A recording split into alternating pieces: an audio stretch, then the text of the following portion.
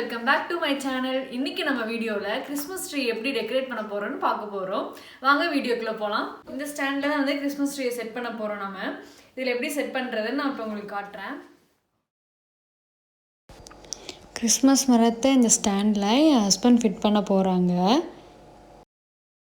இது வந்து பிளாஸ்டிக் கிடையாது, ஒரிஜினல் மரத்திலிருந்து வெட்டி வச்சுருந்தாங்க. அதை நாங்கள் கடையிலிருந்து வாங்கிட்டு வந்தோம். இதில் வந்து 1 லிட்டர் தண்ணி ஊற்றணும்.